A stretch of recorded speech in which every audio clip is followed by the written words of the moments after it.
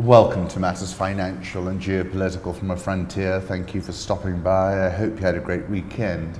President Macky Sall is expected to win after strong economic growth in his first term, while rights groups criticize him for squeezing out rivals. The results allow us to say that we should congratulate President Macky Sall on his re-election, so said the Prime Minister Mohamed Boun Abdallah Dionne at midnight, predicting the incumbent would receive at least 57% of the vote. My previous article was about Nigeria deciding. I quoted Cyril Ramaphosa, who was quoting Ben Okri, "We dream of a new politics that will renew the world under their weary, suspicious gaze. There's always a new way, a better way that's not been tried before."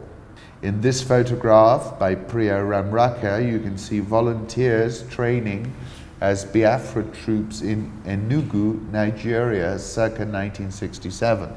It is illegal for anybody, no matter how highly placed, to check another person's ballot. The Electoral Act provides for a secret ballot. An individual named Muhammad Buhari was caught on video camera violating this. He's really not sure about his wife, and he's clearly worried about whom she might have voted for.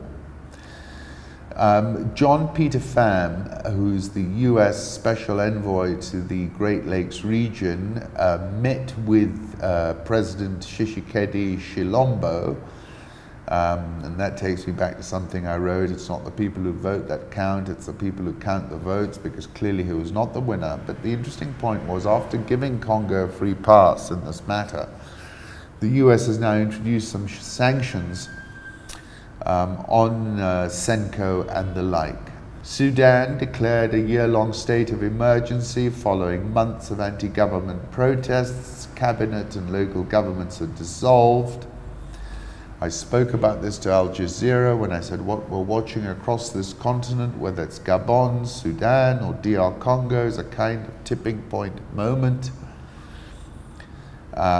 And then on the 21st of January, writing about Sudan, I was quoting an old Sudanese revolutionary song, "We sing in our prison as you tremble in your castle." Al-Bashir's new government enters office, but it's all about military fatigue, says enough about the real intention of Sudan's government. Troops are deployed across the Sudanese capital a day after the state of emergency was declared.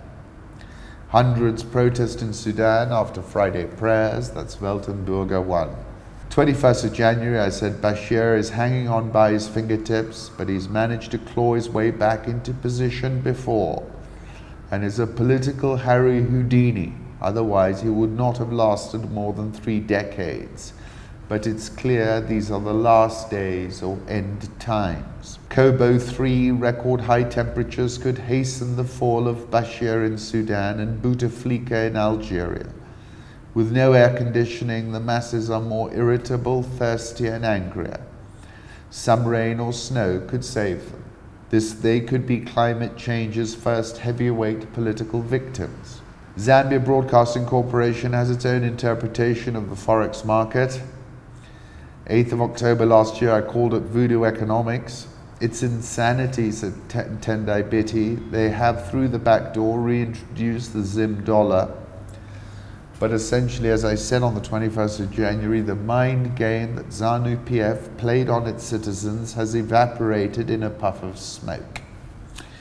Watch the Commander-in-Chief of the South African National Defence Force, President Cyril Ramaphosa, on board the SAS Drakensberg Navy ship during Armed Forces Day at the waterfront in Cape Town.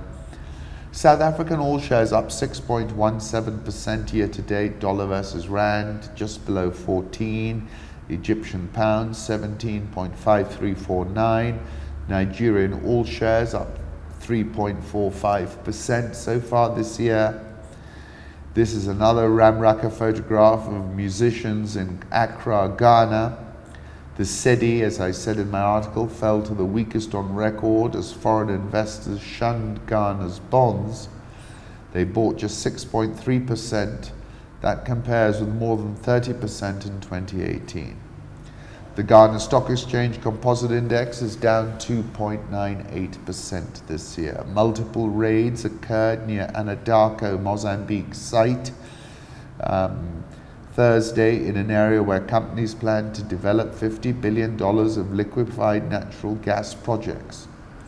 An Anadako contractor was beheaded in the violence. The police spokesman Augusto Guta said the authorities are investigating the incidents. Attacks occurred and were still gathering information. Will issue a statement after field work. Have a look at my interview with Maria João Lopo de Carvalho about Luís de Camões and her book which followed his 16th century journey from Portugal to Macau via the Cape of Good Hope, Mozambique, Mombasa, Malindi, Oman, Hormuz, Goa, Sri Lanka, Macau and Malacca. And one of his most famous poems is love is a fire that burns unseen, a wound that aches yet isn't felt, and always discontent contentment, a pain that rages without hurting. A longing for nothing but too long, a loneliness in the midst of people, a never feeling pleased when pleased, a passion that gains when lost in thought. It's being enslaved of your own free will. It's counting your defeat a victory. It's staying loyal to your killer. But if it's so self-contradictory, how can love, when love chooses, bring human hearts into sympathy?